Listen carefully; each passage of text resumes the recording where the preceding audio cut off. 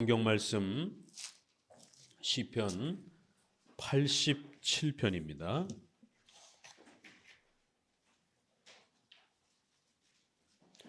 시편 87편입니다. 1절 제가 봉독합니다. 그 기지가 성산에 있으며. 아멘. 한파의 건강을 더욱 잘 살피시고 매 순간순간 우리의 또 경건이 흐트러지지 아니하도록 더욱 힘써 또 새해를 시작하시고 올해 또 준비하고 계획한 또 그러한 결심과 의지들이 흐트러지지 아니하도록 또 늘 자기 자신을 또 하나님의 은혜 속에서 돌아보시기를 바랍니다. 오늘 87편은 우리 주보의 제목에 있는 것처럼 왜 장로교회를 다녀야 하는가라는 이러한 제목으로 또 함께 살펴보고자 합니다. 오늘 본문은 굉장히 간단하고 절수도 간단하고 내용도 상당히 간단합니다. 우리가 그동안 앞서서 배웠던 내용에 비하면 조금 가볍게 우리가 이렇게 읽어볼 수 있습니다. 그렇지만 그 내용으로 들어가게 되면 이게 왜 교회를 말하는 것일까? 또 왜 이게 장로교회를 말하는 것일까? 아무리 연결 지으려고 해봐도 잘 연결되어지지 않을 수도 있습니다. 온통 성산, 시온, 예루살렘 그리고는 끝이에요. 하나님이 예루살렘을 세우셨다 이렇게 하고 끝이 나버립니다. 이 시편이 이런 면에서 좀 어려운 거예요. 그래서 항상 우리가 7대 교리를 우리 마음에 담고 시편에서 사용하는 특수한 그러한 시적 그러한 표현법들, 압축, 또 비유, 상징 이런 부분들을 잘 고려하면서 이렇게 읽게 되면 충분히 그 중요한 핵심 내용들을 끌어낼 수 있습니다. 그리고 왜 여기서 말하는 오늘 87편에서 예루살렘을 복되다, 하나님이 예루살렘을 세우셨다, 하나님이 시온을 영광스럽게 그렇게 복 주셨다.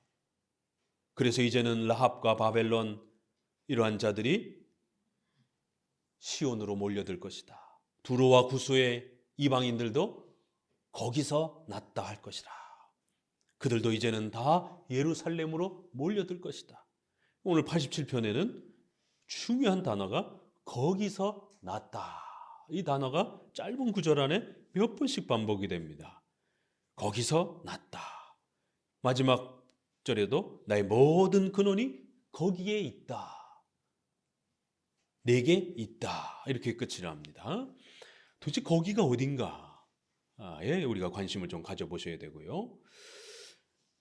시온은 대표적으로 구약에서 교회를 표현하는 아주 대표적인 표현입니다. 그래서 시온, 예루살렘 이런 단어가 나오면 교회론을 일단 기초로 배경을 깔고 보셔야 됩니다. 87편을 이렇게 교회론과 연결해서 특별히 한 걸음 더 나가서 장로교회로서 그러한 성경적 교회를 87편이 우리에게 어떻게 소개하고 있는가를 살펴보면서 왜 오늘 우리는 장로교회를 다녀야 되는가까지 또 함께 살펴보도록 합니다. 먼저 그 본문을 간략하게 좀 정리해 보겠습니다. 그 기지가 성산에 있으며 그 기지, 그 토대, 삶의 터전이 성산에 있다라는 거예요. 거룩한 산에 있다라는 거예요. 거룩한 산은 어딘가? 2절 여호와께서 야곱의 모든 거처보다 시온의 문들을 사랑하시는도다. 그 성산은 시온의 문이라는 거예요. 자, 시온이라고 하는 건 특정한 장소보다는 예루살렘 성전이 있었던 바로 그 지역 전체를 이렇게 시온산이다 이렇게 표현하기도 합니다. 그래서 예루살렘이나 시온산은 거의 같은 의미로 이렇게 쓰여지는 거예요. 시온의 문들을 하나님이 사랑하셔서 야곱의 모든 거처보다도 유다 가문으로 중심이 되어서 세워진 그 시온의 문을 사랑한다 이렇게 표현을 합니다. 3절에 하나님의 성이여 너를 가리켜 영광스럽다 말한도다. 하나님의 성이여 이렇게 시온이여 또 성산이여 이렇게 표현을 바꿔가지만 다 같은 시온을 말하는 거예요. 하나님의 성이여. 이 성은 분명히 사람들이 모여 사는 성입니다. 그리고 거기 군인들이 성을 지킵니다. 그런데 하나님의 성이여. 인간들이 만들고 인간들이 거주하고 인간들이 만든 예루살렘 성이 거기 있고 성전이 거기 있습니다. 그렇지만 하나님께서 예루살렘을 택했고 그 예루살렘의 성전을 만드셨고 거기에 법궤를 하나님의 임재의 표시인 법궤를 두셨다라는 거예요. 그렇기 때문에 하나님의 성이라는 거예요. 하나님의 교회라 이렇게 말할 수 있다라는 거예요. 너를 가리켜 영광스럽도다. 이건 교회론의 정의죠. 교회가 이 땅에 존재합니다. 세상 사람들은 교회가 어떤 건지 잘 모릅니다. 그래서 교회를 깔보고 우습게 여기고 교회를 조롱하고 핍박도 하고 세상에 그러한 여러 단체처럼 칼과 총으로 협박해가지고 지져 밟으면 무서워서 다 도망가고 교회가 사라질 줄 알았습니다. 그런데 예수님 이후 2000년 동안도 얼마나 수많은 역사들이 교회 역사 속에 있었습니까? 구약의 4000년을 추적해 올라가 보게 되면 아브라함 이후로부터도 얼마나 많은 역사들이 있었습니까? 그런데 교회는 사라지지 아니하고 지금도 여전히 존재하는 거예요. 불교가 오래됐다라고 하지만 불교도 그렇게 오래되진 않았습니다. 수많은 종교들이 제국을 따라 생성됐지만 다 사라져 버렸어요. 교회만, 기독교만이 이 엄청난 역사를 성경이라고 하는 이 가르침이 이렇게 오래도록 보존되어지고 있는, 도대체 이 성경은 무엇이길래 사람들은 이 성경을 읽다가 눈물을 흘리고 감격스럽게 신을 발견하고 또 그렇게 신앙 고백한 사람들이 목숨을 걸고 모여서 예배드리는 거예요. 북한이나 중국처럼, 아니요 이슬람과 같은 이러한 지역에서도 걸리면 그냥 죽는 그런 나라에서도 몰래 들여온 성경을 읽다가 예수님을 영접하고 그런 분들이 모여서 예배드리는 거예요. 왜 이들은 목숨이 아깝지 않은가? 도대체 보이지도 않는 신을, 인간이 쓴, 인간의 글로 기록된 이 성경책이 도대체 뭐길래 왜 이 책을 읽다가 감동되고 눈물을 흘리며 보이지도 않는 그러한 신을 섬기기 위해서 자신의 목숨과 가족들의 목숨을 전부 다 담보하고 예배로, 교회로 그렇게 모이냔 말이에요. 아무리 없애려고, 아무리 죽이려고 그렇게 국가위정자들이 핍박했지만 지난 수천 년 동안 교회는 남아있는 거예요. 교회는 하나님의 집이기 때문에 그렇습니다. 아무리 작고 연약해 보여도 하나님의 성, 하나님의 집이라는 거예요. 예수 그리스도의 신부, 예수 그리스도의 몸이라고까지 얘기합니다. 교회는 목사의 것도 아니요 성도의 것도 아닙니다. 목사가 무리를 일으키면 하나님께서 목사를 쳐냅니다. 교회를 보호하기 위해서. 그래서 제가 항상 신학교에서 교회론을 가르칠 때마다 후학들에게 늘 당부하는 것이, 교회가 문제가 생겼을 때 목사가 무리를 일으키면 하나님이 목사의 생명을 거둬가신다. 명심해라. 교회는 목사의 것이 아니다. 하나님의 것이다. 그건 성도들에게도 마찬가지예요. 장로의 것도 아닙니다. 어느 특정한 성도의 것도 아닙니다. 하나님의 교회인 거예요. 하나님의 성이다. 우리가 사도신경에서도 오늘 또 고백했습니다. 거룩한 공교회, 공회, 그리고 성도가 서로 교통하는 것, 바로 그것이 교회라는 거예요. 교회는 절대로 건물이 아닙니다. 그렇기 때문에 로마 카톨릭처럼 수백 년 동안 성도들의 재산을 탈탈 털어서 그렇게 금은 보화로 건물을 짓는데 온 힘을 쏟아서는 안 됩니다. 교회는 무슨 사회 정치 기구가 아닙니다. 그렇기 때문에 국가의 위정자의 어떤 법과 통치가 우리 마음에 들지 않는다라고 해서 그때그때마다 그렇게 광화문으로 또 서울로 쫓아가서는 안 되는 것이에요. 교회는 국가가 아니기 때문에 그렇습니다. 교회는 성경을 가르치고 예수 그리스도를 통하여 구원받는 이 위대한 죄사함, 하나님의 자녀가 되는 위대한 구원의 비밀을 가르쳐주는, 그리고 그러한 신앙 고백을 한 자들이 하나님께 예배드리는 것이 교회입니다. 그래서 가장 영광스러운 것입니다. 이 땅에 수많은 단체와 기구가 있지만 오직 교회만이 하나님을 예배하고 있는 거예요. 어디 국가가 교회를 예배하는 국가가 어디 있습니까? 어디 하나님을 예배하는 직장이 어디 있습니까? 대부분의 직장과 국가들은 하나님을 부정합니다. 오직 교회만이 하나님을 예배하고 있는 것이. 그래서 하나님의 성을 영광스럽도다라고 이렇게 말한다는 것이에요. 오늘 우리 성도들에게 있어서 교회는 무엇입니까? 우리 성도들에게 있어서 교회는 어떤 존재입니까? 여러분에게 있어서 한마음교회는 어떤 곳입니까? 인생에 있어서 그냥 한번 스쳐 지나가는 또 그러한 곳입니까? 아니면 평생토록 사명감을 가지고 함께 섬겨야 되는 이 땅의 유형교회, 그리스도의 몸입니까? 오늘 우리 시대는 양극단의 이러한 참혹한 비참함들을 봅니다. 한쪽에서는 자기 교인이 누군지를 몰라요, 목사가. 그런데 어떻게 성도를 위해서 기도해주고 성도를 마음에 끌어안고 안타까워하며 그 성도의 영혼이 자라가도록 목자로서의 역할을 할 수 있습니까? 오늘날 한국교회 10,000명 이상이 넘는 이 한국교회는 교회의 본질을 잃었습니다. 거룩한 공교회와 성도가 서로 교통하는 것과 목사와 성도가 교통해야 되고 성도가 서로 교통해야 돼요. 예배에서 교통을 해야 됩니다. 성만찬을 통해서 교제를 해야 됩니다. 과연 10,000명 이상의 교회가 그게 가능한가? 불가능합니다. 그거는 실제적으로. 목회자가 어떻게 10,000명의 사람을 외울 수가 있습니까? 자기 교인 성도 10,000명을 한 명씩 이름만 불러도 1시간은 될 거예요. 그 가정들 하나하나를 어떻게 불러가면 기도합니까? 그럼 목사가 아니라 그냥 기업의 회장인 것이에요.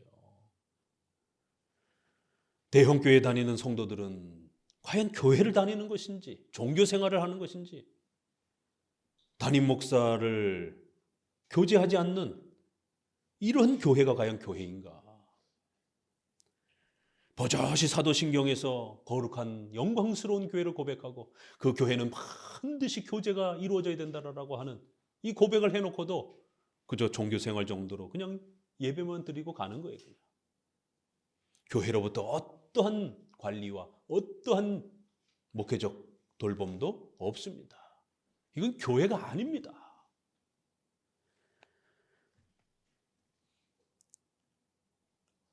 그렇게까지 키우기 위해서는 맹종맹신이라고 하는 방식으로 결국 성도들을 압도하는,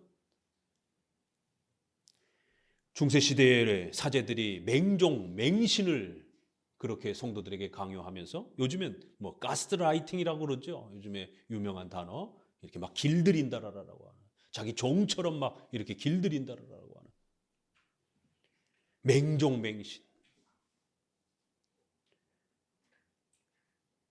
한 목회자의 카리스마로 그렇게 신비 체험을 유도하면서 그 목회자의 손아귀에서 못 벗어나도록 그렇게 맹종맹신의 신앙을 시킵니다. 거기에 반발을 하고 이제 현대 교회는 다 전부 개인주의 신앙을 합니다. 더 이상 누구의 말도 듣지 않습니다. 맹종맹신의 상처가 너무 커서 이제는 교회의 어떤 법도 무시합니다.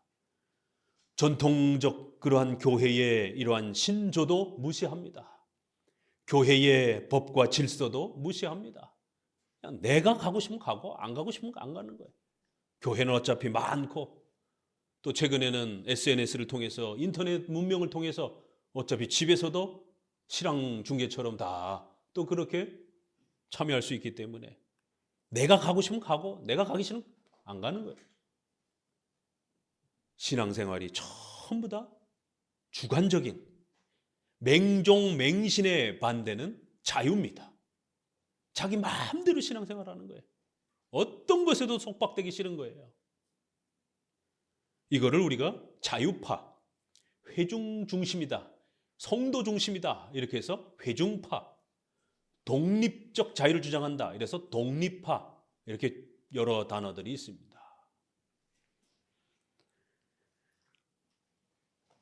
둘 다 문제입니다. 하나님이 세우신 교회는 성도 혼자가 아닙니다. 저 혼자만도 아닙니다.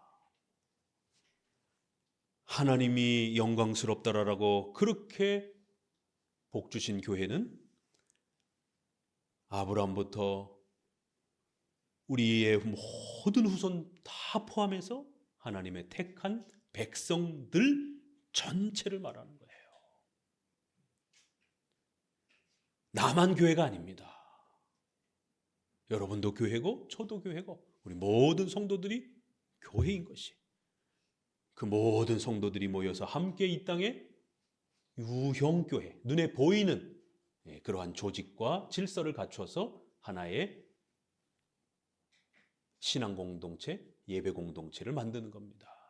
그래서 우리가 통상 교회를 눈에 보이는 교회, 눈에 보이지 않는 교회, 거룩한 공교회는 하나님의 택한 백성들 전체 이런 뜻입니다. 그래서 무형교회. 그런데 그들이 다 모일 수는 없잖아요. 그렇기 때문에 지역마다 이렇게 모일 수 있는 범위 안에서 유형교회, 성도의 교제를 나눌 수 있을 정도만큼 모여서 그렇게 예배 공동체를, 신앙 공동체를 형성하는 거예요. 그래서 사도신경에도 이렇게 무형교회, 유형교회, 교회는 하나지만 그 성격에 보여지는 면에 따라 그렇게 보이지 않는 면과 보이는 면이 이렇게 구별되어 있는 것입니다. 오늘날 유형교회는 반드시 일정한 질서를 갖고 있고 법도 있고 거기에는 조직도 있고 목사님, 장로님, 집사님 이런 조직도 있고 하나의 규율도 있고 또 하나의 질서도 있는 것입니다. 신앙생활은 자기 혼자 마음대로 멋대로 그렇게 내가 가고 싶으면 가고 말고 싶으면 말고, 아니요, 교회는 자격을 갖춰서 세례의 조건이 되지 않으면 절대로 함부로 세례 주지 않습니다. 또 다른 교회를 다니다 오셔도 함부로 등록받지 않습니다. 그냥 예배를 잠깐 참석하는 것은 허락하지만 등록, 그 교회의 모든 권리와 책임을 소유하는 목회자를 청빙하고 장로를 뽑고 이러한 권한을 행사할 수 있는 이러한 교인의 신분은 주지 않습니다. 그게 교회의 법인 것이에요.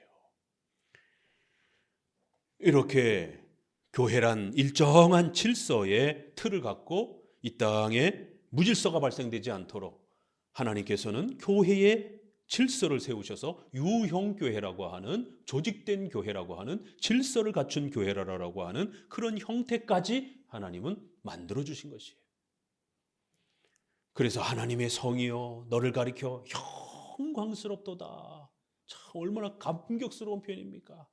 저와 여러분을 향하여 조그만 상가에서 이렇게 몇 안 되는 분들이 모여서 함께 예배드린다 할지라도 하나님께서 우리를 향하여 하나님의 성이여 예수 그리스도의 몸된 신부들이여 영광스럽도다. 너희가 얼마나 거룩하고 복된지, 이런 표현이에요. 대형 교회만 교회입니까? 아니죠. 예수 그리스도의 이름으로 모이고 일정한 교회 체계를 가지고 있으면 교회로 불려지는 겁니다. 저와 여러분들이 하나님 앞에서 하나님의 성이요 예수 그리스도의 몸이요 예수 그리스도의 신부요 우리 모두를 하나님께서 영광스럽다라고 그렇게 칭찬해 주시고 그렇게 격려해 주시는 것이에요. 자, 이러한 어마어마한 교회가 이제 4절부터 새로 면들로 이제 우리에게 예언되어집니다. 이 교회가 어떻게 변화되어져 갈 것인지 4절 같이 읽어봅니다. 내가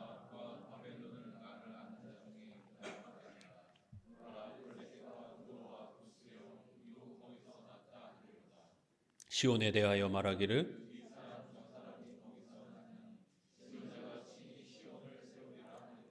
여호와께서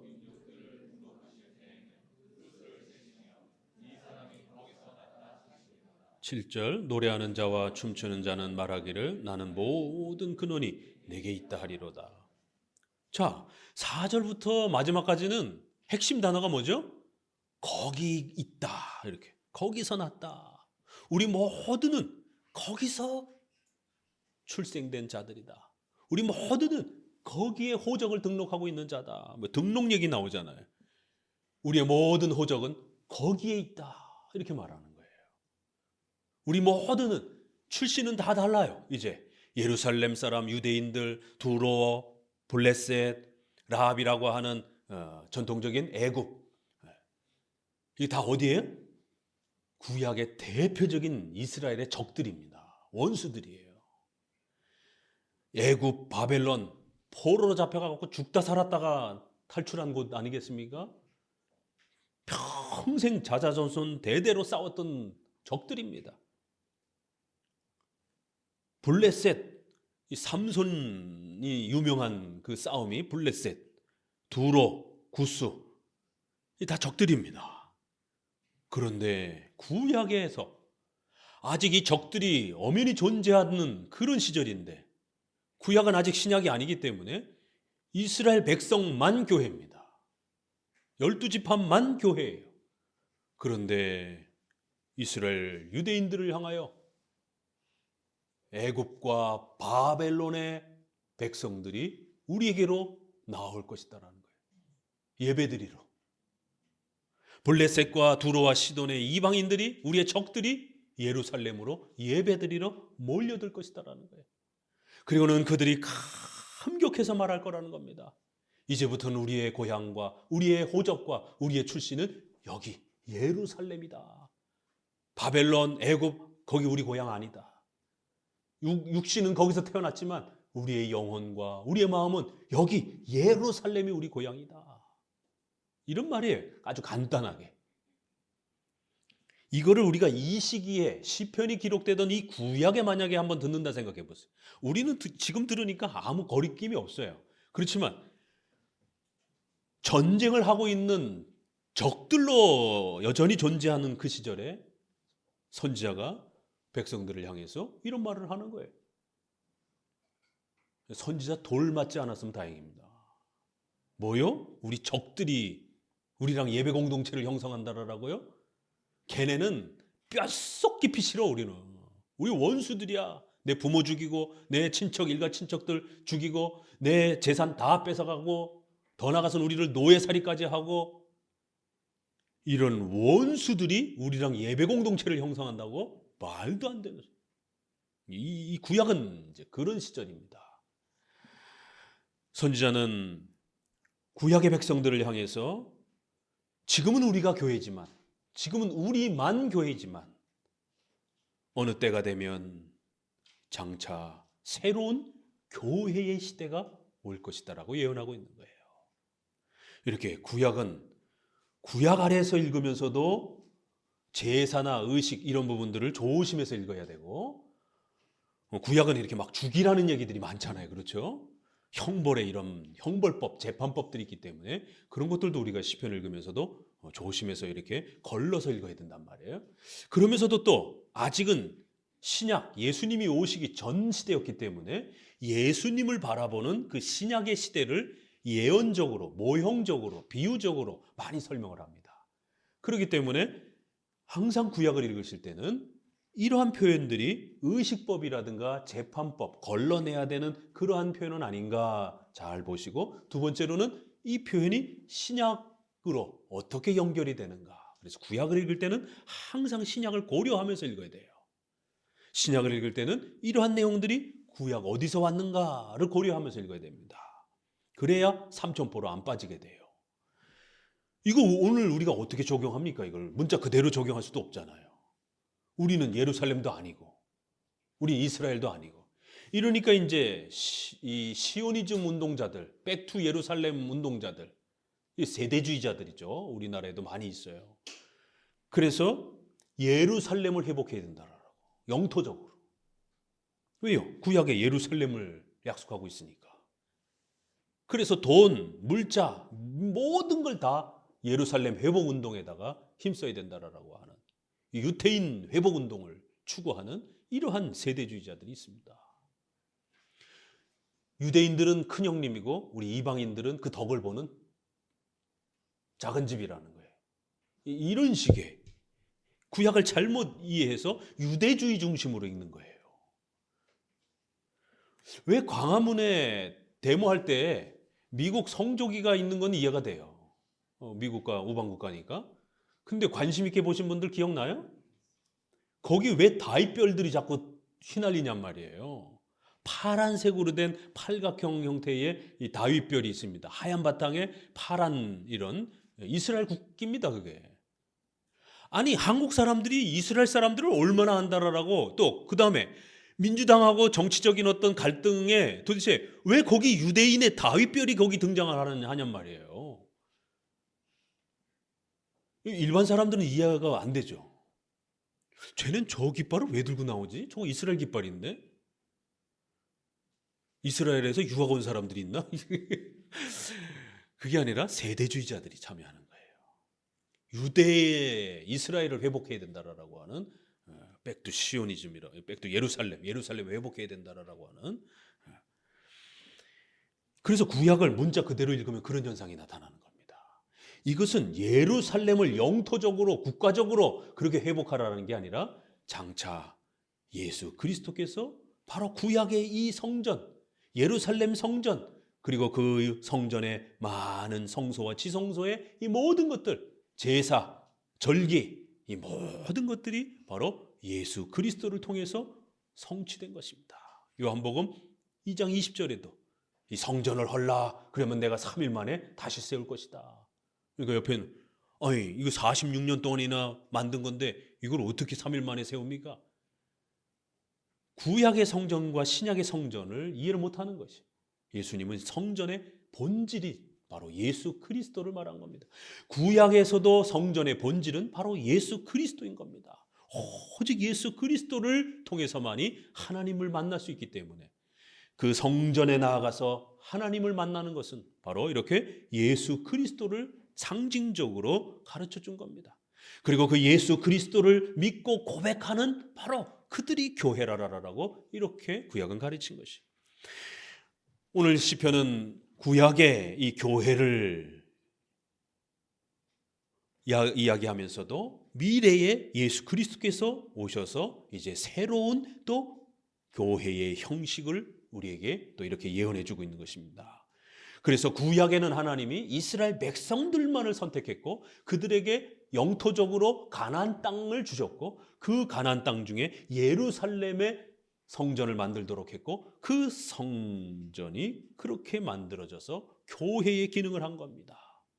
그렇지만 이제 장차 예수님이 오셔서 이 민족의 계층을 파괴하겠다라는 거예요. 유대인만 교인이었지만 이제는 이방인 모두 가운데 하나님의 택한 백성들이 교회로 참여하는 시대가 올 거라는 거예요. 그래서 첫 번째, 민족과 계층의 파괴를 약속하고 계신 겁니다. 우리의 원수처럼 여겨졌던 사람들도 이제 장차 예수 그리스도께서 오셔서 새로운 교회를 형성하시게 되면 그때는 그 모든 원수들조차도 다 주님께로 나오게 되는 그러한 파격적인 교회 구성원들이 새롭게 형성될 것이다라는 거예요. 그래서 그 모든 원수들도 육신의 고향이 아니라 바로 중생, 거듭남, 예수님을 믿고 우리가 새로운 하나님의 자녀가 된 바로 이 교회를 우리의 고향으로, 이제 여기에 호적을 등록하고 영원히 살아야 될 집으로, 가족으로 그렇게 고백할 거라는 겁니다. 87편은 이렇게 구약의 교회 아래에서 신약의 교회를 바라보는 어마어마한 예언을 담고 있습니다. 그래서 모든 민족들이 경계선이 무너지고 이제 이방인들조차도 예수 그리스도를 믿고 고백하며 유형교회의 성도로 구성되어 함께 노래하고 함께 예배하는 이러한 어마어마한 시대가 올 것이다라는 거예요. 여호와께서 민족들을 등록하실 때에 등록, 구약에는 뭐가 있죠? 족보가 있습니다. 그러니까 이제 이런 것들도 구약적인 의식법 아래에서 읽어야 돼요. 왜 시편에서는 등록, 족보 이런 이야기를 많이 하는가? 그때는 12지파만이 교인이었기 때문에 교회였기 때문에. 그래서 등록한다 이러면 반드시 12지파의 이름 아래에서 그렇게 기록되어야만이 교회로 정체성을 갖는 겁니다. 이러한 등록을 하나님이 이제 온 민족들을 대상으로 해서 새롭게 족보를 만드실 것이다라는 거예요. 그러니까 구약의 의식법적 표현을 끌어다가 신약적 새로운 예언을 그렇게 담아내시는 겁니다. 그래서 족보를 새롭게 등록할 거라는 거예요. 그러면 구약의 백성들은 다 알아들어요. 족보가 뭔 얘기인지. 그러면 교인을 새로 등록하신다라는 건데 누구를 등록하신다는 거지? 유대인 12지파가 아니라 온 민족들을 등록하실 것이다라는 거예요. 그러니까 이제 깜짝 놀랄 수 있는 그런 표현들인 겁니다. 아니, 이방인들을 등록한다고요? 이방인들을 족보에다가 기록한다고요?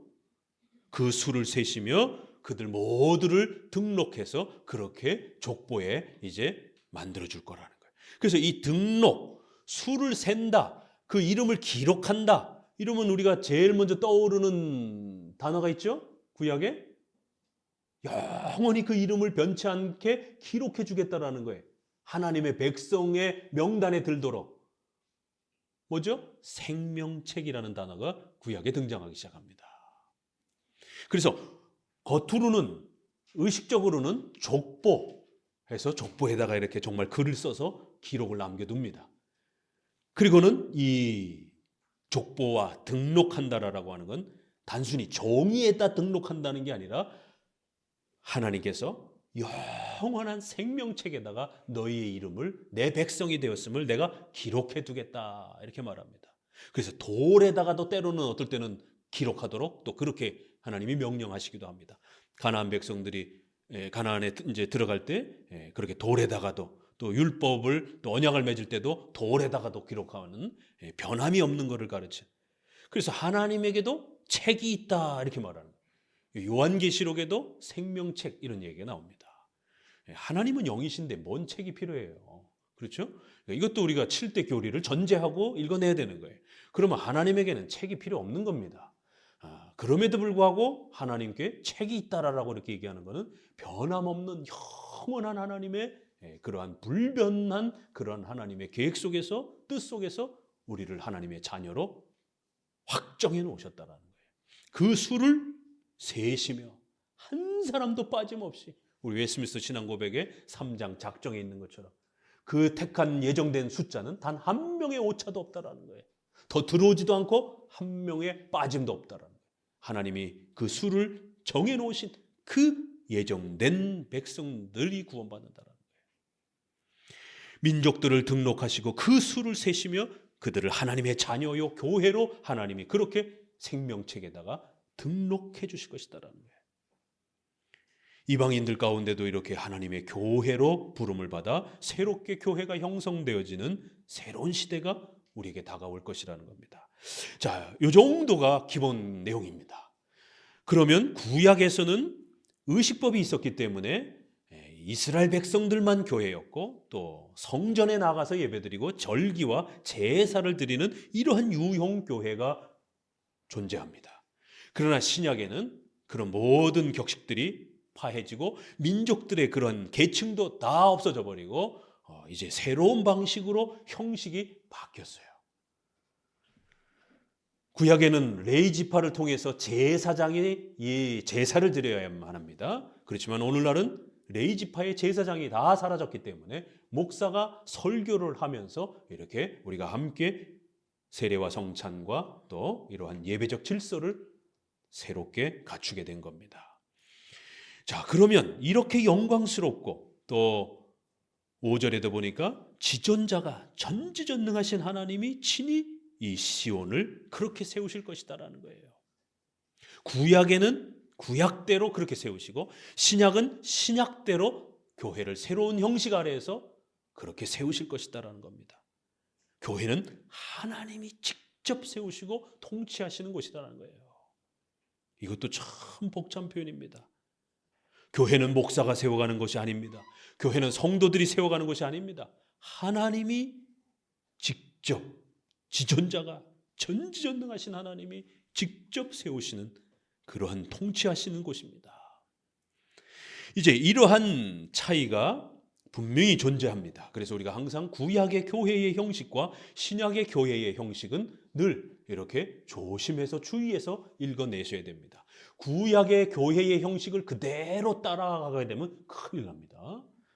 우리는 신약의 형식의 틀을 따라서 유형 교회를 이루어 가야 하는 것입니다. 자, 그러면 형식은 바뀌었지만 동일한 것도 있어요. 교회의 본질, 오직 예수 그리스도를 믿음으로 고백하며 하나님을 예배하기 위해서 모이는 그러한 거룩한 공교회와 성도가 서로 교통해야 된다라고 하는 것은 구약이나 신약이나 동일합니다. 이제 그러한 구약의 동일한 교회의 모습을 우리가 함께 좀 더 살펴봅시다.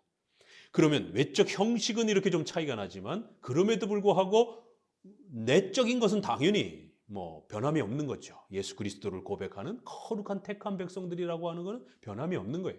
그러나 외적인 이러한 형식에 있어서도 동일한 것이 있어요.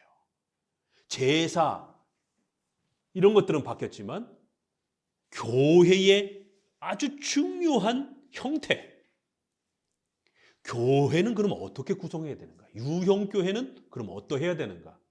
유형교회를 어떻게 만들어야 되는가? 이건 굉장히 심각한 고민입니다. 오늘날 많은 형태의 교회들이 있습니다. 혼자 통치하는 로마 카톨릭, 성공회, 감리교, 감독이라고 부르죠. 그래서 한 명의 감독이 전 국가의, 전 지역의, 전 세계 모든 그 지역의 교회를 통치합니다. 1인 정치, 혼자 다스리는 거예요. 이걸 우리가 감독 정치라 이렇게 부릅니다. 이분들은 혼자 통치하는 게 성경적이라는 거예요. 어디요? 성경에 어디 그런 교회가 있습니까? 구약의 모세 보십시오. 모세 혼자 통치했지 않습니까? 구약의 다윗 보세요. 다윗 혼자 통치하지 않았습니까? 구약의 사사들 보세요. 사사들 혼자 통치한 거 아닐까요? 물론 그렇게 볼 수도 있지만 다윗이 혼자 통치하지 않았습니다. 그렇죠? 다윗은 때로는 선지자 역할도 했지만 분명히 제사장들은 구별되어 있었습니다. 아비아달이라든가 사독 가문의 제사장들을 잘 구축해주고 그 제사장들이 전부 다 제사 업무를 집례하도록, 절대로 다윗은 그 제사 업무에 관여하지 않았습니다. 모세는요, 모세는 특수한 시대였기 때문에 잠깐 모세가 독보적으로 그렇게 혼자 통치하는 것처럼 보였어요. 그럼에도 불구하고 그 옆에 누가 있었어요? 아론이라고 하는 제사 업무를 전담하는 것은 교회의 형식을 구성하고 예배드리고 그 교회의 형식을 관리하는 이러한 전문적 영역에는 아론을 세워서 아론의 자손들이 대제사장을 맡아가면서 그렇게 교회를 운영하도록 하나님이 구약의 교회를 세우신 것이에요. 모세가 하지 않았습니다. 모세는 국가적 그러한 그 통치기구 역할도 했어야 되기 때문에 모세는 주로 그렇게 선지자나 국가 통치적 그러한 행위를 한 거고, 좀 더 종교적 기능의 이러한 성격들은 제사장에게 주로 담겨 있었던 거고, 그러한 제사장은 분명히 모세 시대조차도 아론에게 그렇게 맡겼고 절대로 모세가 함부로 관여하지 않았습니다. 반대로 1인 정치가 싫어가지고 결국 오늘날 많은 교회들이 민주주의의 영향을 받으면서 그렇게 회중 중심의 교회, 회중교회라 이렇게 말합니다. 자유교회라 이렇게 말합니다. 회중들 전체가 다수 투표로 그렇게 모든 의사를 결정하면서 교회를 운영해 가는 것이, 교회를 어떤 형태로 다스리고 통치하고 그렇게 형태를 구성해야 되는가라고 했을 때 어느 한 사람도 권력을 갖지 말자라는 거예요.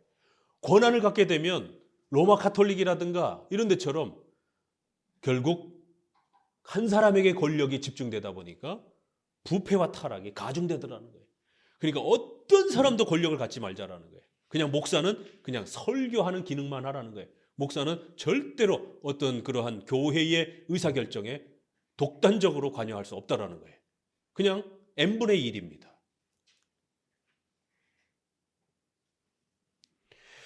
오늘날은 회중파 중심의 시대가 되었습니다. 이거는 침례교를 기본으로 해서 침례교는 절대로 개교회가 다른 교회를 간섭하지 못합니다. 다른 교회의 목사와 장로와 어떤 이런 그 직분의 임직에 대해서, 재정의 집행에 대해서, 어떤 교회의 어떤 신앙 고백에 대해서 절대로 간섭 못합니다. 그냥 그 교회가 알아서 하는 것이. 이게 침례교회입니다. 그래서 침례교를 조합교회라 이렇게 표현합니다. 아파트 조합 설립하듯이 한 개인이 모든 권한을 갖고 그렇게 서로 그냥 교제한다라는 거예요. 그 침례교회를 조합교회라 이렇게 표현하고 회중파교회를 조합교회라. 옛날에는 조합교회라고 많이 불렀어요. 우리 선조들은. 근데 이제 지금은 이제 그 단어를 잘 안 쓰다 보니까 지금은 그냥 회중파교회라고 이렇게 표현합니다. 모든 권한을 성도들이 결정하겠다라는 거예요. 어떻게 보면 굉장히 역동적이고 자유로워 보이는데 문제는 전문성이 떨어진다라는 거예요. 성도들 구성도 10년 다닌 사람도 있고 40년 다닌 사람도 있고 아직 세례 안 받은 사람들도 많고 거기 만약에 세례 안 받은 많은 사람들이 구성원이 되면 어떤 일이 벌어집니까? 심각한 일이 벌어지는 거예요. 왜요? 교회의 역사를 모르니까, 성경을 모르는 분들이니까 그냥 다수결로 결정하는 거예요. 이게 좋겠는데요? 이런 식으로. 교회가 뭔지를 모르는 거예요. 교회는 성경을 아는 사람들이 성경의 이러한 가르침을 이 땅에 실현하기 위해서 그렇게 모이는 곳이에요. 우리 마음대로 뭘 하려고 모이는 곳이 아닙니다.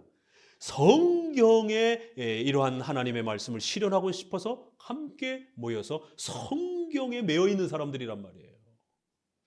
그러니까 전문성이 떨어지는 거예요. 그리고 또 혼자 있다 보니까 특정한 사람이 또 지배하게 돼요. 인간의 본성상 인간은 이런 질서가 필요합니다. 가정에도 질서가 있는데. 그러니까 자유교회는 말로 자유교회지 이 땅에 실제적으로 실현될 수 없는 그런 상상적 조직입니다. 모여보세요. 또 특정한 누가 지배하고 돈 있는 사람이 또 아니면 거기 친인척이 많은 사람이 결국 그 교회를 쥐락펴락합니다. 어떻게 보면 성공회나 감리교회보다 로마 카톨릭보다 더 위험해요. 이쪽은 견제가 있어요. 다음 감독 되려고 하는 사람들이 엄청나게 추기경들이라든가 이런 데들이 견제한단 말이에요. 끌어내리기도 하고. 근데 이쪽은 아무도 타치를 못해요. 그러니까 타락하기 시작하게 되면 더 타락하는 거예요. 종교의 자유가 있는 곳에서는 거기서 뭔 일이 일어나는지 사람만 죽이지 아니하면 경찰이 간섭하지 않는 겁니다. 그러니까 엄청난 타락이 더 발생할 수 있는 겁니다. 브레이크 작동 장치가 아무것도 없어요. 교회법도 없고 어떤 신앙 고백의 기준도 없고 아무것도 없는 거예요. 그냥 다수결로 결정하는 거예요. 그래서 성경은 우리에게 일정한 사람들이 모이기 때문에 반드시 유형교회는 질서가 필요합니다. 부부지간에도 의견이 안 맞으면 싸우기도 하고 티격태격하기도 하고 그러는데 이 수많은 다양한 사람들이 함께 모여있을 때 어떤 일이 벌어지겠습니까? 함께 모여서 일정한 질서를 갖추지 않게 되면 야만인들처럼 짐승들처럼 그런 무질서와 싸움들이 일어난다는 거예요. 그래서 하나님은 이 땅의 유형교회를 질서의 체계를 갖춘 또 그 질서를 만들기 위해서는 반드시 성경이 그 법이 되는 교회법이 작동하는 그러한 방식으로 질서를 갖춘 하나의 형태의 교회를 구성해 주셨습니다. 그게 바로 교회의 전문가들인 설교의 신학의 전문가인 목사와 행정의 전문가인 그 성도들 중에 경륜을 갖춘 그러한 장로를 뽑아서 그들이 대표자가 되어서 교회를 통치하는 이러한 장로 정치 형태를 하나님께서는 성경을 통해서 우리에게 주신 것입니다. 정말 그런가요? 한번 봅시다. 민수기 11장 16절 봅니다.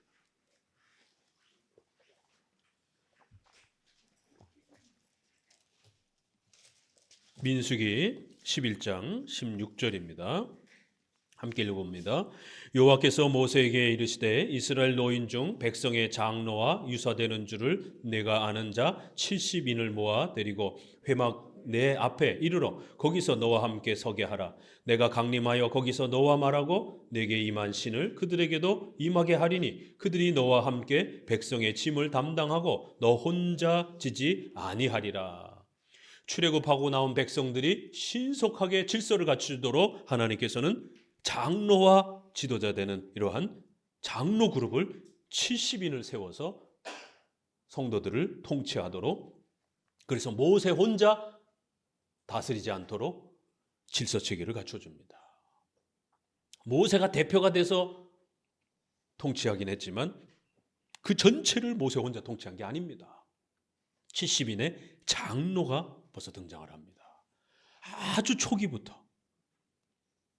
이것은 하나님이 그렇게 직접 장로 그룹을 뽑아서 그들이 대표가 되어 백성들을 통치하라라고 하는, 성도들 전체가 다수결로 통치하는 게 아니라 그렇게 되면 중구난방이 되기 때문에, 무질서가 되기 때문에 반드시 지도자 되는 그룹을 세워서 그 그룹이 교회를 통치하도록 하나님이 그렇게 정해놓으신 것이에요. 그래서 구약은 계속적으로 장로들이 통치해갑니다.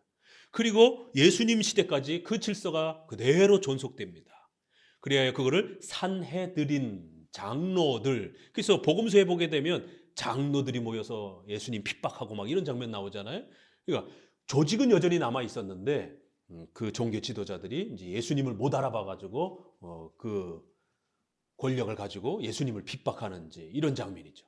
그러나 여전히 1세기 당시에도 산헤드린이라고 하는 그러한 장로 그룹이 유대인들을, 이스라엘 백성들을 통치하는 방식이 여전히 남아 있습니다. 그리고는 그러한 지도자들이 통치해야 된다라고 하는 장로 그룹이 통치한다라는 것을 유대인들은 늘 이렇게 가깝게 실천하고 있었기 때문에 사도들이, 12사도가 이제 신속히 새로운 신약 교회의 장로들을 세우기 시작합니다. 왜요? 선조들 속에서 늘 봐왔던 거기 때문에. 그래서 신약에서도 12사도들은 자기들만 특별한 그러한 부르심으로 12를 세운 거고, 이제 이 특별직이 사라지게 되면 교회를 통치하고 다스려야 되는 보편적 질서가 있어야 되기 때문에 신속히 장로를 세웁니다. 자, 그럼 구약을 조금 더 봅니다. 민수기 16장 1절을 봅니다. 민수기 16장 1절입니다. 이것은 그 유명한 법궤의 3가지 물건 가운데 아론의 쌍난 지팡이가 들어가게 된 배경입니다. 자, 법궤는 하나님을 임재하는 중요한 가장 핵심적 장소였죠. 법궤는 3가지가 들어갑니다. 뭐죠? 말씀을 뜻하는 십계명, 예수님을 뜻하는 만나 항아리.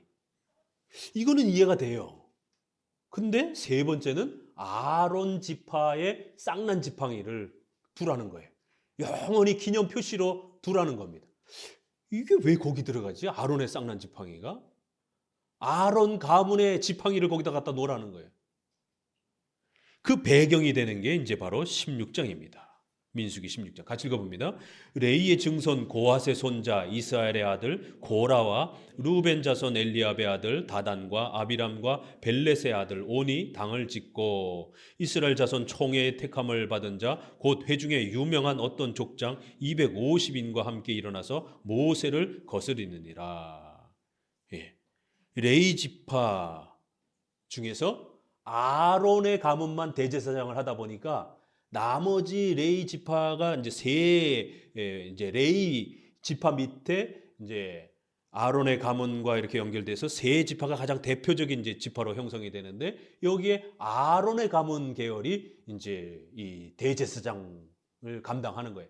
나머지는 짐승 잡고 그릇 닦고 설거지하고 이제 이런 고된 일을 하는 거예요. 그러니까 이제 이 두 후손, 레이의 3자손 중에서 요 두 후손이 이제 불평불만이 이제 원망을 하는 거예요. 그리고는 루벤은 이제 장자 가문이잖아요. 그러니까 이제 뿔이 난 거죠. 이런 종교 지도권에 대한 이런 좋은 권한을 결국 아론 자손이 레위 지파만 독점을 한다 생각하니까 결국 르우벤 자손의 이러한 다단, 아비람, 온이 참여했고 거기에 또 250명 족장들이 참여해가지고 모세를 아론을 원망하는 거예요. 야, 우리 순번제로 돌아가면서 하자. 12지파가 돌아가면서 제사장 하자. 왜 아론만 자꾸 독점하느냐 제사장을. 3절 읽습니다. 그들이 모여서 모세와 아론을 거스려 그들에게 이르되 너희가 분수에 지나도다. 회중이 다 각각 거룩하고 여호와께서 그들 중에 계시거늘 너희가 어찌하여 여호와의 총회 위에 스스로 높이냐. 왜 아론 가문만 대제사장을 하느냐. 12지파가 돌아가면서 하자. 모세와 아론 너네 너무 교만해. 이렇게 분수에 지나다. 우리 성도들도 12지파도 다 거룩한데 왜 그 대제사장은 아론 가문만 하냐. 이러면서 결국 이 교회의 질서에 대한 불만을 가진 거예요. 우리가 교회 생활하다 보면 첫 번째는 교리에 대한 이 시험이 큰 시험입니다. 목회자가 엉뚱한 설교를 하게 되면 그게 우리의 정통 교리와 안 맞으면 고민되잖아요. 굉장히 힘들잖아요. 그래서 교리를 잘 성경의 교리를 올바르게 설교하는가가 첫 번째는 가장 중요한 기준이 되는데 개혁교회에 장로교회에 찾아오신 분들은 이걸 미리 검증하고 찾아왔기 때문에 이것 갖고는 그래도 많이 시험에 들진 않아요. 이미 다 그걸 인정하고 신 목사님이 장로교 정통교리를 잘 지키고 있다는 것을 설교하고 있다는 것을 알고 오셨기 때문에. 근데 두 번째에 많이 시험이 듭니다. 교회 정치, 교회 형태 때문에, 교회 운영의 방식 때문에.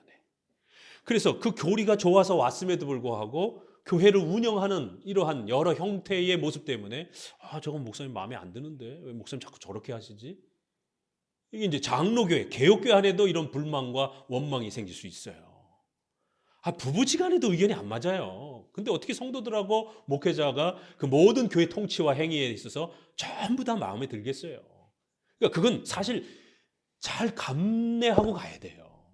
잘 인내하면서 가야 될 문제지.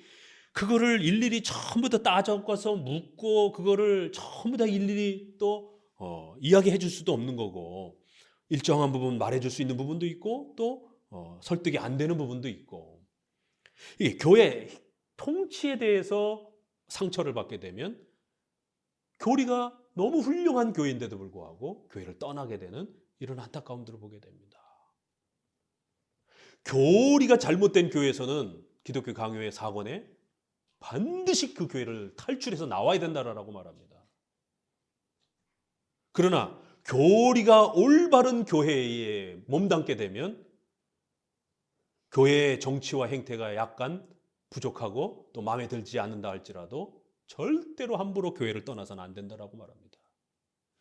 교리가 잘못된 교회에서 탈출하는 것은 하나님이 복 주신다라고 말합니다. 거긴 죽은 교회이기 때문에. 그렇지만 교리가 건강한 교회는 산 교회이기 때문에 운영이 조금 마음에 안 든다고 해서 탈출하게 되면 벌을 받는다라고 말합니다. 그래서 어떨 때는 탈출해도 복을 받지만 어떨 때는 함부로 교회를 옮기게 되면 벌을 받습니다. 성도들이 이렇게 찾아와서 상담하고 이렇게 많은 대화를 나누다 보면 목회자가 이제 상담을 하죠. 목사님, 왜 저희 집안에 자꾸 이런 일들이 생기는지 모르겠어요. 쭉 추적해 봅니다. 십계명을 가지고 쭉 추적해 봅니다. 특별히 문제가 없어요. 그런데 이제 새로 등록하러 이렇게 오시는 교인들 중에 등록하고 얼마 안 된 분들에게 이렇게 여쭤봐요. 그 먼저 교회 있을 때 어떻게 생활하셨습니까? 어떻게 교회를 나오셨습니까? 성도들은 거기까지 생각을 못하는 거예요. 이게 문제가 돼서 남아있는 분들은 반드시 하나님 앞에 징계받습니다. 의식주를 통하든 어떤 형태로든. 그래서 혹시라도 교회 상담을 이렇게 전화로 해드리고 그럴 때 정 그 교회가 문제가 있으면 조용히 홀로 그렇게 나오는 거예요. 근데 어떤 분들은 막 뒤집어 놓고 나오는 분들도 있어요. 그럼 막 목사님도 시험에 들고 성도들도 막 시험에 들고 그 막 교회가 또 붕괴가 되는 막 연약하고 부족해도 어찌됐든 하나님의 교회로 쓰였던 존중을, 내가 신앙생활을 건강하기 위해서 더 훌륭한 교회를 찾아가야 될 거는 그런 건 자유가 있어요. 그렇지만 교회를 옮길 때는 질서와 예의가 필요하다는 겁니다. 하나님의 교회를 막 짓밟듯이 이렇게 뛰쳐나오게 되면 그건 단순히 어떤 한 단체를 옮긴 게 아니기 때문에, 그래서 그런 일이 발견되면 목사님께 사과하세요. 전화 드려서 죄송하다라고. 얼마 전 작년에 다들 아시죠? 사과하라 그랬더니 왜 내가 사과를 하느냐라고 노발대발 하시면서, 근데 제가 쭉 그 나오시는 과정을 살펴봤는데 이건 굉장히 무례한 방식입니다. 목사님에게도 목사님이 상처 준 부분도 있지만 그건 목사님이 사과를 해야 되는 문제고, 그건 그 목사님이 짊어져야 될 문제고, 그렇지만 반대로 당신이 잘못한 부분에 대해서는 당신이 사과해야 됩니다. 이거 해결되지 않으면 반드시 징계받을 수 있습니다. 그리고 제가 이걸 모르는 상태가 아니라 이걸 또 지금 알게 된 상태에서는 등록을 받을 수 없습니다라고 했습니다. 뭐 그렇게도 등록을 안 받아요? 그래서 교회 오면 무조건 받는 거 아닙니까? 아닙니다. 무리를 일으키고 뭐가 문제가 됐으면 이렇게 브레이크를 걸어줘야 됩니다. 등록받을 수 없습니다. 심각하게 고민하셨어요. 결국에는 먼저 전화 드려서, 전화하기 얼마나 불편하겠습니까? 또 저의 권면을 잘 들으시고 전화하셔서 이렇게 떠나게 돼서, 직분을 갖고 있는 또 직분자인데 또 아무런 그런 설명도 없이 갑자기 그렇게 교회에 또 사람들하고 많은 관계에 불편함을 주면서 떠나오게 된 것에 대해서 죄송합니다. 잘 하셨다라고 칭찬하고 등록을 받았어요. 이렇게 교회란 하나님의 영광스러운 집이기 때문에 목회자도 성도도 아주 조심스럽게 서로 그렇게 교회를 세워가야 됩니다. 교회의 질서는 하나님이 세워주신 장로교회라고 하는 형태로 이렇게 세워놓습니다. 그런데 이러한 질서가 마음에 안 들어가지고 결국 원망과 불평을 쏟아내면서 이제 아론의 그 직분에 대한 부분에 대해서 강한 불평을 쏟아내기 시작합니다. 자, 그러자 이제 어떤 일이 벌어졌는가? 5절부터 보면요. 5절에 고라와 그 모든 무리에게 말하여 가로되 아침에 여호와께서 자기에게 속한 자가 누구인지 거룩한 자가 누구인지 보이시고 그 자를 가까이 자기에게 가까이 나오게 하시되. 자, 그러면서 6절에 보니까 향로를 취해서 불을 담고 이제 하나님께 드리면서 한번 검사해 보자라는 거예요. 그러면서 7절에 모세가 책망합니다. 레위 자손들아, 너희가 너무 교만하다라는 거예요. 너무 분수에 지나치다라는 거예요. 9절에 보니까 성막에서 봉사하게 하며 회중 앞에 서서 그들을 대신하여 섬기게 하심이 너희에게 작은 일이겠느냐라는 거예요. 너희가 이렇게 성전에 봉사하는 그 자체만도 귀한 일인데 어떻게 제사장을 안 준다고 이렇게 원망과 불평할 수 있겠느냐라는 거예요. 10절에도 보니까 하나님께 가까이 오게 하신 것이 작은 일이 아니오늘 너희가 오히려 제사장의 직분을 구하느냐. 오늘날도 우리가 교회에 직분을 세워가다 보면 오늘 우리가 9명의 서리 집사를 세웠습니다. 그러면 아직 장로님이 안 계신 이 상황에서 제가 누구랑 상의를 해가지고 서리 집사를 세워야 되겠습니까? 그럴 때는 목사님이 혼자 결정하는 거예요. 그런데 9분을 세워놨는데 빠진 분이 있을 수 있잖아요. 이분 아직 자격이 안 되는 것 같은데, 또 이렇게 좀 불평할 수도 있는 분도 계시고, 우리 20년을 넘게 다닌 기존의 성도도 아직 집사로 세우지 않은 분들도 있어요. 우리 서리 집사 받으신 분들 하나님의 집에서 소중하게 이 봉사의 직분을 받으신 줄 아셔야 됩니다. 20년, 25년을 다닌 우리 세댁도 아직 집사로 안 세웠어요. 목사님이 아직은 서리 집사로는 좀 역할이 안 되겠다 판단한 겁니다. 그렇지만 아직 이제 나온 지 3년 정도 된 분도 서리 집사로 이제 세웠습니다. 그러니까 문제가 되는 거는 우리 교회법, 큰 기준법. 장로는 7년, 안수 집사는 5년, 서리 집사는 1년 이상만 되면 됩니다. 그러니까 이런 기본법을 목사가 어기면 문제가 되는 것이지, 그렇지 않았을 때는 후보군이 여럿이 있을 때 누구를 세울 건가? 그건 교회의 지도자들에게 맡겨두는 거예요. 왜 저 사람이 벌써 집사야? 이렇게 불평해도 안 되고, 왜 저 사람은 내 친척인데 나랑 친한데 왜 서리집사를 안 줬지? 이건 이제 안수집사, 장로 세울 때도 이제 후보군을 세우게 되면 이런 싸움들이 납니다. 정말 조심하셔야 돼요. 자, 계속 보시게 되면은요, 11절 같이 읽어봅니다. 이를 위하여 너와 너의 무리가 다 모여서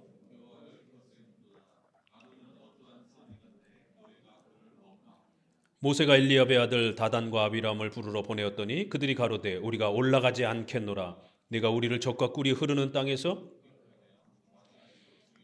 어찌 작은 일이기에 오히려 스스로 우리 위에 왕이 되려 하느냐. 이뿐 아니라 내가 우리를 젖과 꿀이 흐르는 땅으로 인도하여 들이지도 아니하고 밭도 포도원도 우리에게 기업으로 주지 아니하니 내가 이 사람들의 눈을 빼려느냐. 아주 험악한 말들이 이제 막 쏟아져 나오죠. 모세 네가 왕이 되려고 그러는구만. 아니 너랑 같이 나가면 뭐 좋은 일이 있다며. 근데 이렇게 쫄쫄 굶고 밭과 포도원도 없고 네가 사람들의 눈 파먹으려고 그러느냐? 뭐 이런 아주 막 거친 욕들이 모세와 아론을 향해서 이제 막 욕을 해대기 시작하는 것이. 자, 16장 30절로 가봅니다. 30절. 만일 여호와께서 세일을 행하사 땅으로 입을 열어 이 사람들과 그들의 모든 소속을 삼켜 산채로 음부에 빠지게 하면 이 사람들이 과연 여호와를 멸시한 것인 줄을 너희가 알리라. 아론의 이 직분에 대한 문제에 시비를 붙인 것은 하나님이 세우신 질서인데 이거에 시비를 붙였기 때문에 이거는 아론을 원망한 게 아니라 하나님을 원망하고 멸시한 것이다라고, 그래서 아주 특별한 죽음으로 너희들이 죽을 것이다라고 이렇게 경고합니다.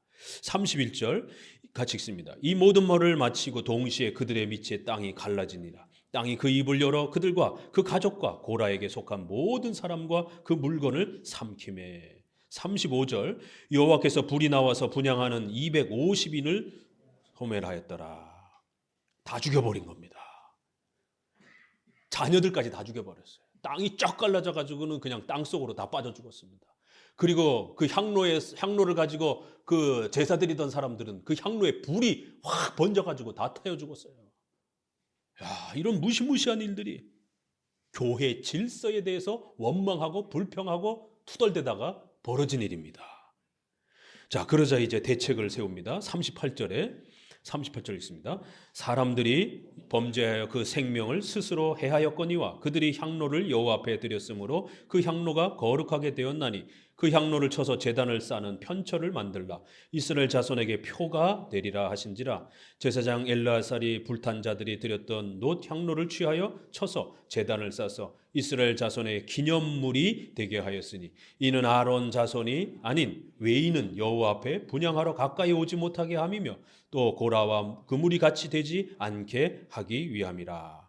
그래서 그 향로를 녹여가지고 이제 번제단을 쌓는 그러한 기념 표시로 만들어서 그거 들어가고 나가고 백성들이 볼 때마다 이 교회의 질서를 함부로 그렇게 어지럽혀서는 안 된다라는 것을 깨닫도록 기념 표시가 되도록 하라고 그렇게 남겨두셨습니다.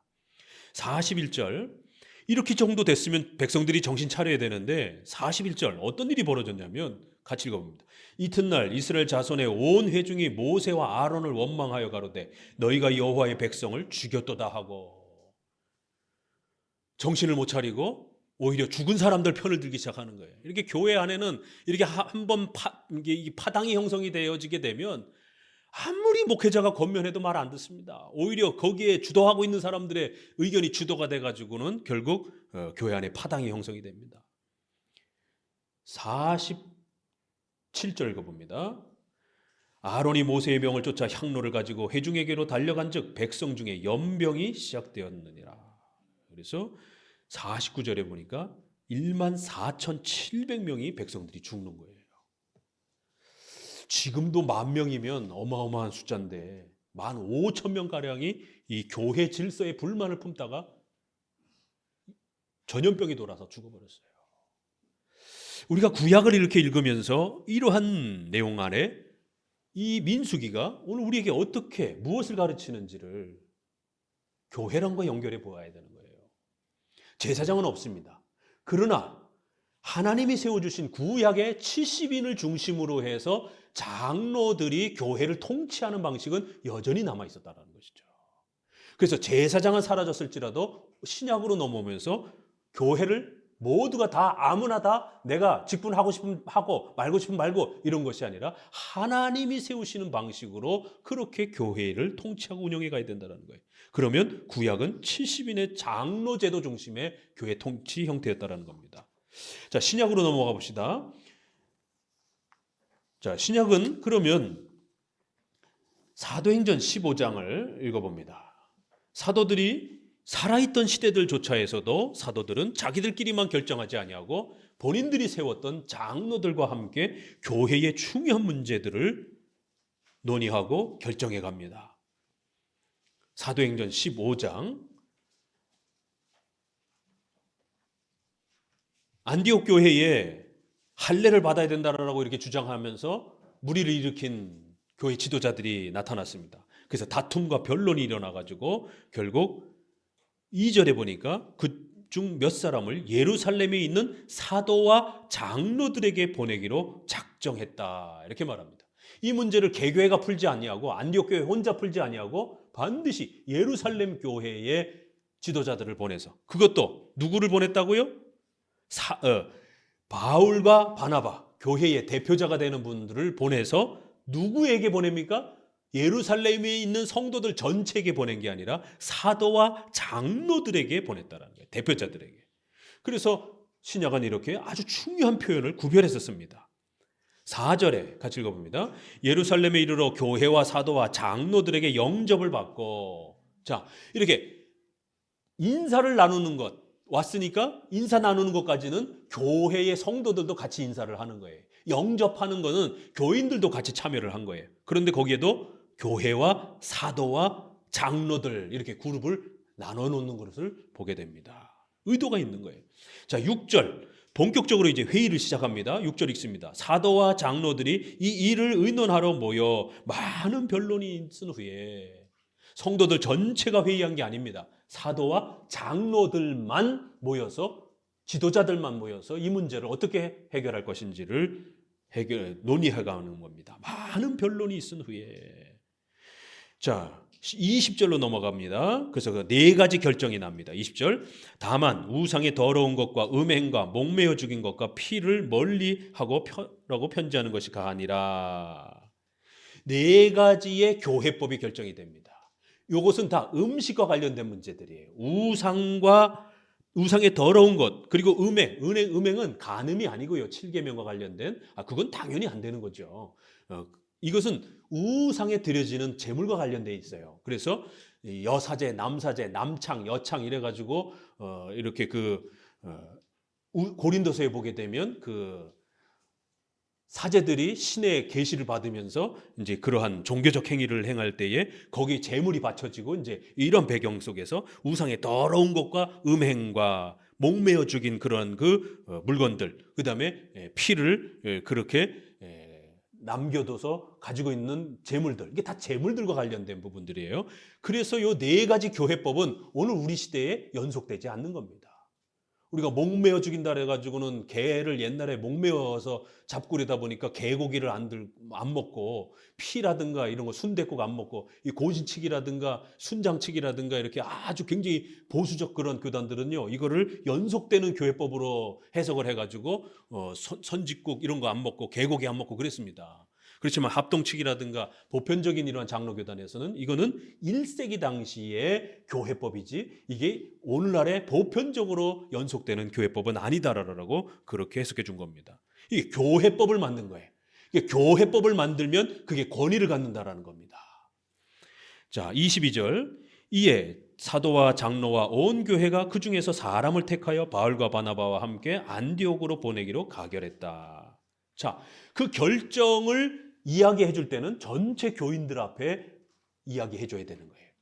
지도자들끼리만 단독적으로 집행하면 안 되는 겁니다. 그래서 그 결의를 공표해 줄 때는 전체 성도들이 알고 그거를 대응할 수 있도록 온 교회가 택하여 이렇게 표현한 겁니다. 아주 정밀하게 표현하잖아요.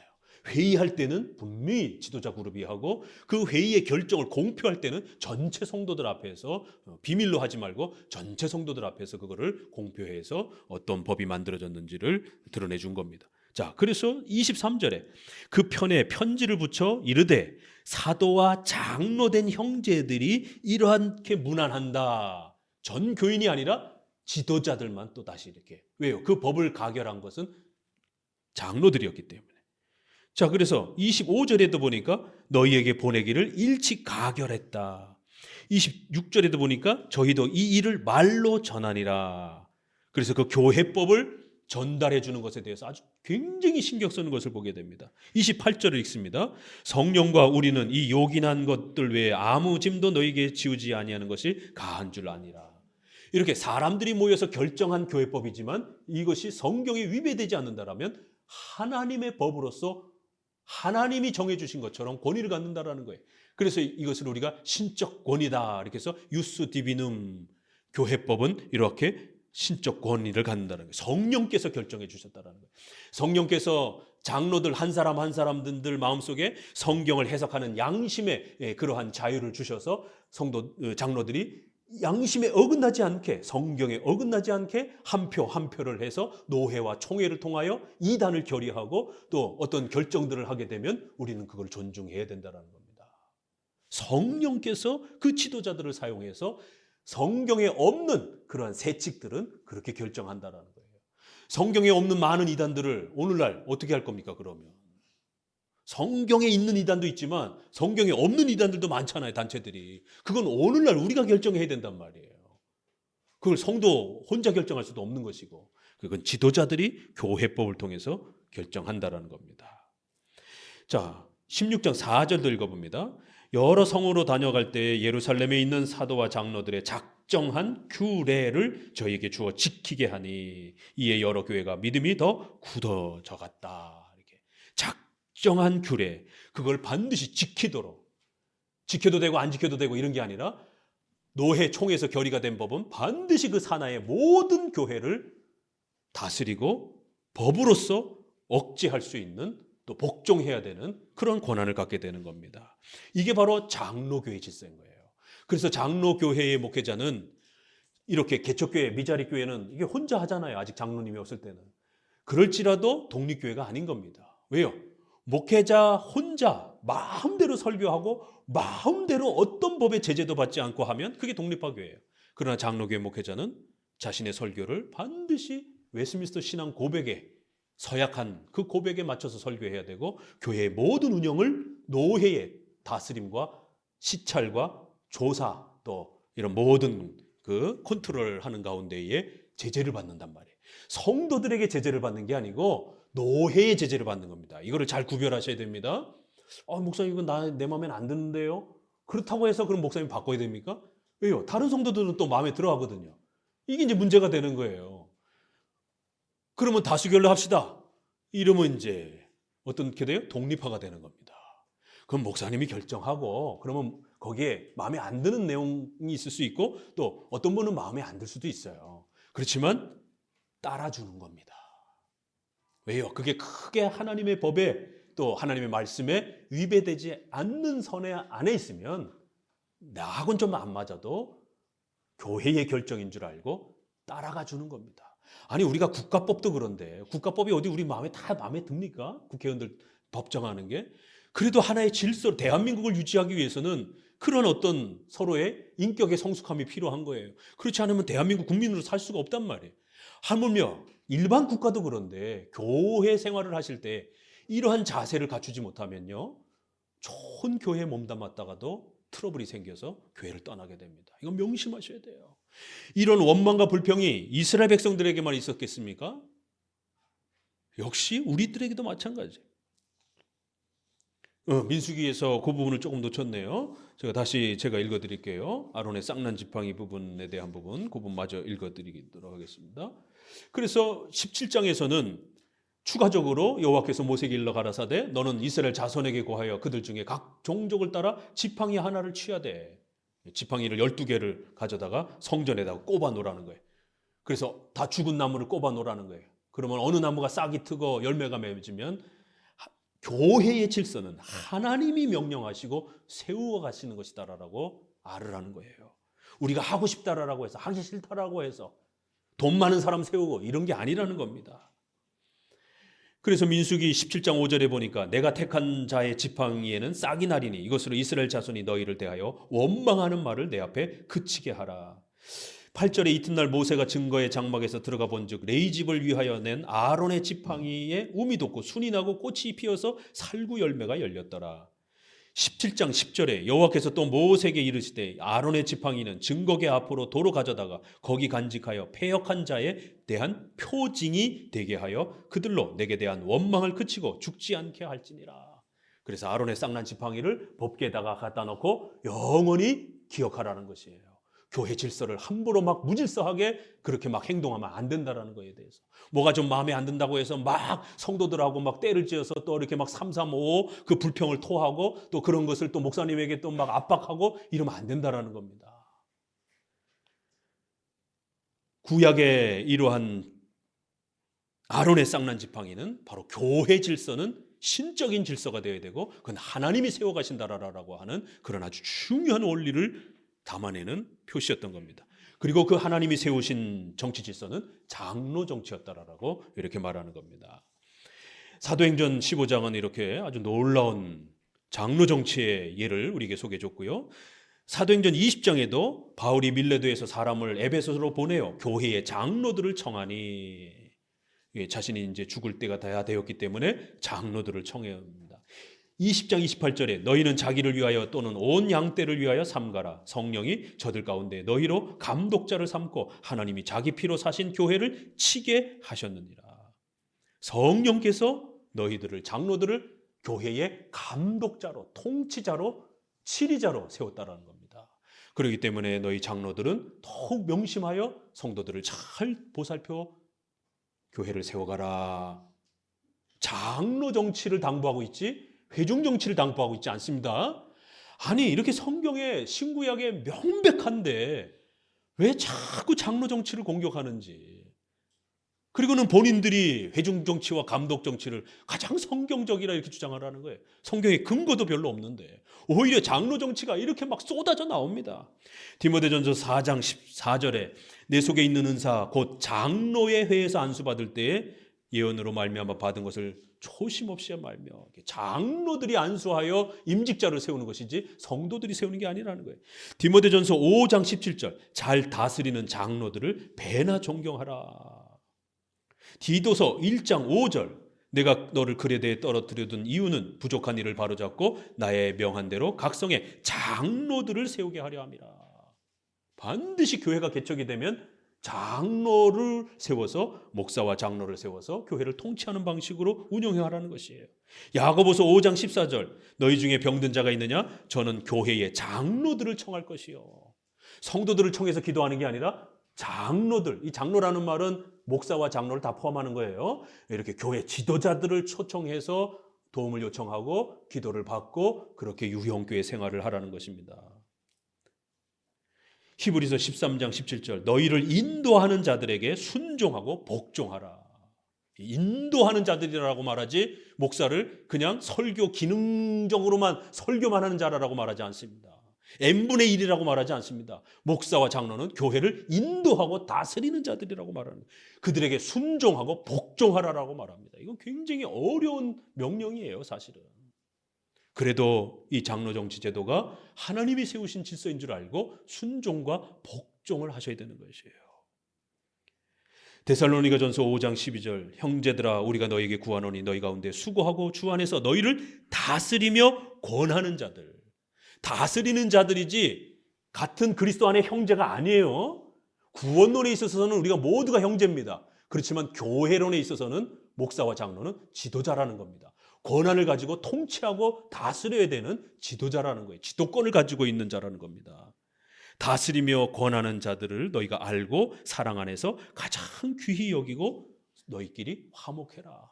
목회자를 소중하게 여기고 그들과 사이가 틀어지지 않도록 늘 조심해야 된다는 거예요.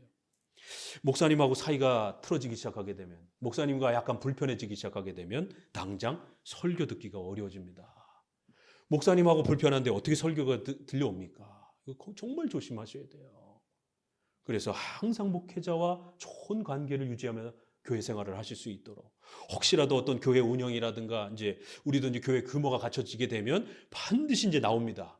인사권에 대한 불만, 이제 서리 집사, 또 안수 집사, 장로 이런 직분을 세워갈 때 인사권에 대한 불만, 또 재정권에 대한 불만. 돈이 없었을 때는 아무 얘기 안 나오죠. 왜냐하면 대부분 목사님이 자신의 전 재산을 쏟아 부어서 교회를 운영하니까. 그러나 이제 교인들이 어느 정도 형성이 되면서 재정이 자립이 되어져 가면서 교회 재정이 쌓이기 시작하게 되면 이걸 왜 이렇게 쓰지? 이걸 이렇게 쓰지? 이런 이제 불만들이 나오기 시작해요. 그때 시험에 들 수 있습니다. 조심하셔야 돼요. 이제 우리도 딱 그런 때예요. 이제 직분자도 세워지고 재정도 조금 자립이 되어지고, 그다음에 마지막 7위. 뭔가를 이렇게 잘못됐을 때 목사님이 꾸중하고 야단치고 이러면 이제 굉장히 기분 나쁘죠. 그럴 때 잘 견디셔야 됩니다. 그러면 교리가 훌륭한데도 불구하고 교회를 떠나게 되는 거예요. 교회 정치가 마음에 안 들어서. 못 떠납니다. 떠날 자유가 없어요. 목사님이 목회하다가 한마음교회를 함부로 떠날 수 없습니다. 노회 허락 다 받아야 됩니다. 그 사유가 적법하지 아니하면 허락 안 해줍니다. 왜요? 노회가 저에게 목사 안수를 줬고 노회가 여기 파송을 했기 때문에. 이게 장로교회법이에요. 그래서 목사 혼자, 개척교회, 미자리교회에서는 목사 혼자 할 수밖에 없어요. 그러나 우리는 노회에 속해 있는 교회라는 거예요. 이게 장로교회입니다. 아니, 순복음교회도 장로 있어요. 감리교회도 장로 있어요. 그렇다고 거길 장로교회라고 우리가 하지 않잖아요. 그렇죠? 장로가 있느냐 없느냐의 문제가 아닙니다. 개척교회 때는 장로가 있을 수 없죠. 미자립교회들은. 노회에 속해 있느냐, 노회의 관할을 받느냐, 이게 제일 중요한 겁니다. 그리고 그 노회가 운영하는 교회법을 목회자가 철저히 준수하고 있는가, 의식하고 있는가. 우리 장로교회법을 어겨서 5년밖에 안 된 사람을 막 장로 주고 이러면 안 되는 거예요. 3년밖에 안 된 사람은 안수집사 주고 이러면 안 되는 겁니다. 목회자는 장로교회법을 준수해야 되는 거예요. 스스로가. 이렇게 노회와 교회법의 지배를 받으면 미자립교회라 할지라도 장로교회인 겁니다. 그래서 오늘 이렇게 신약 구약 전체에서 하나님이 영광스럽도다, 하나님이 그 교회를 세우신다라고 하는 이 영광스러운 표현을 우리가 교회를 세워가시는 하나님의 역사로 읽어냅니다. 그리고 그 교회는 구약이나 신약이나 장로 정치라고 하는 형태로 하나님이 그렇게 세워오셨다는 것을 또다시 명심하셔야 됩니다. 왜 우리가 장로교회를 다녀야 되는가? 역사적으로도 장로교회가 교리를, 사도들이 물려준 교리를 가장 잘 건강하게 지금 지켜내고 있고, 일반 복음주의 교회들은 7대 교리 중에 구원론과 관련된 2개, 3개밖에 유지 못하고 있습니다. 나머지 부분들은 안 가르쳐요. 이런 면에서 건강하지 않다라는 거예요. 또 교회 정치 형태 면에 있어서도 성경은 장로 정치를 이렇게 적극적으로 성경적 정치로 이야기하고 있고, 그 장로 정치 형태로 유형교회를 이루어가라라고 적극적으로 명령하고 있다는 것이에요. 장로교회에 다니는 우리 성도들 프라이드를 가지셔야 됩니다. 또 특별히 한마음교회 오신 분들은 산전 수전 다 겪으면서 많은 어려움 속에 참으로 여기까지 오셨잖아요. 한 분 한 분 다 사연이 없는 분이 없어요. 그런데 교회 정치 때문에, 교회 운영의 문 때문에 혹시라도 시험에 들어서 이 교회를 떠나야 되나 말아야 되나 이런 고민하시면 안 된다는 거예요. 너무너무 힘들게 왔기 때문에, 너무너무 눈물을 흘리면서 왔기 때문에 그렇게 어렵게 찾고 정착한 교회인데, 이런 교회 정치와 운영 때문에 뭐가 또 이렇게 충분히 마음에 안 들어서 교회를 또 떠나게 된다라면, 이 세상에 그런 교회 정치가 100% 마음에 드는 교회가 어디 있겠느냐라는 거예요. 없어요. 그런 교회는. 그렇기 때문에 교리만 확실하다라면 교회 정치와 운영 면에서는 그 목회자가 노회의 지배를 받고 교회법을 지켜가면서 웨스트민스터 신앙 고백에 철저히 서약한 대로 그렇게 교리와 설교와 교회를 운영해 간다라면, 세부적인 부분에서는 조금 의견이 달라도 목사님께서 그렇게 또 결정한 줄로, 장로님께서 그렇게 교회 대표자로 결정한 것으로 알고, 그게 만약 정 문제가 되면 이제 노예에서 얼마든지 컨트롤을 합니다. 그 전까지는 우리 성도들은 목회자를 신뢰하면서 그렇게 같이 살아가는 거예요. 매번마다 의심하고 매번 매년마다 어떤 행사와 어떤 행사를 어떤 조직을 집행할 때마다 이거 목사님 왜 이렇게 하셨지? 이런 의심과 불안한 마음을 가지고 있는 상태에서 어떻게 신뢰하고 설교를 듣고 그 교회에 신앙생활을 할 수 있겠습니까? 이거 어려운 거예요, 그거는. 신뢰하면서 존중하면서 그렇게 주의 종으로서 하나님의 말씀을 듣고 또 그의 통치들을 우리가 함께 협력하면서 세워가는 겁니다. 정말 목숨 걸고 어렵게들 오신 분들입니다. 이 자리가 우리 자손들 3, 4대 이르기까지 계속 그렇게 100년, 200년 갑시다. 기도합니다.